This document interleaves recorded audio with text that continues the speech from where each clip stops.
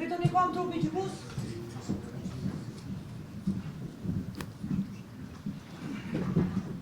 Atëherë përshëndetje për gjithë.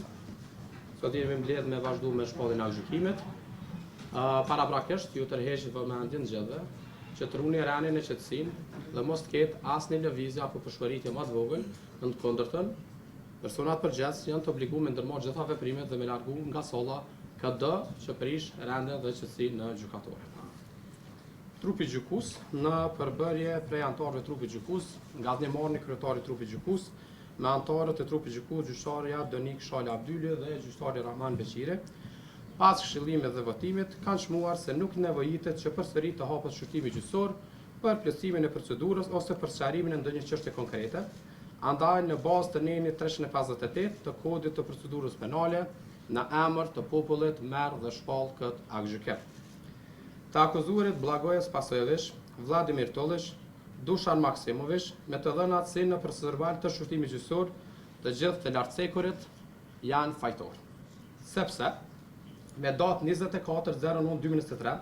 nga ora 01:00 në fshatin Banjës të komunës së Zveçanit, të akuzuarit Blagoje Spasojević, Vladimir Tollić, Dušan Maksimović, së bashku me pjesëmarrësit e tjerë të grupit tani të aratisur, me role të ndryshme, duke filluar nga roli i bllokimit të rrugëve,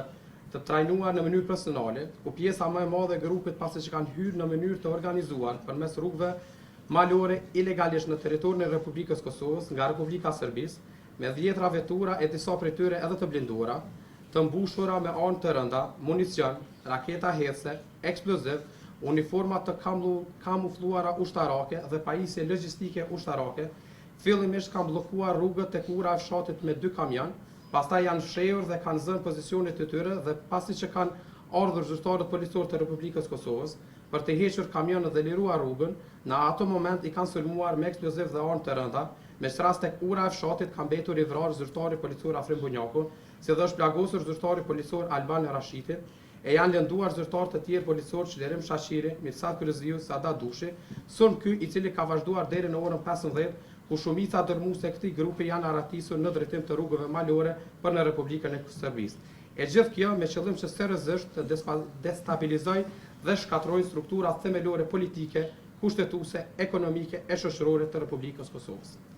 Përmes këtij plani mirë të organizuar, përmes përdorimit të dhunës me armatim të rënd, kanë tentuar që të shkëpusin pjesën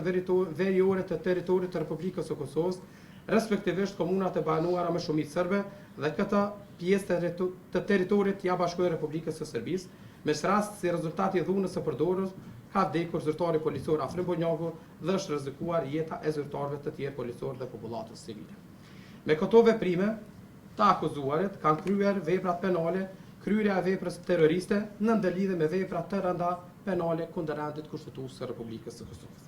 Në mbështetje të dispozitave të kodit penal të Republikës së Kosovës dhe kodit procedurës penale, kjo gjykatë shqipton dënimet si vijën. Të akuzuarin Blagoje Spasojević e gjykon me dënim me burgim të përjetshëm. Në dënimin e shëftuar me burgim i llogaritet koha e kaluar nën masën e paraburgimit. Të akuzuarin Vladimir Tollić e gjykon me dënim me burgim të përjetshëm. Në dënimin e shëftuar me burgim i llogaritet koha e kaluar nën masën e paraburgimit. Të akuzuarin Dušan Maksimović e gjykon me dënim me burgim në kozgjatje për 30 viteve.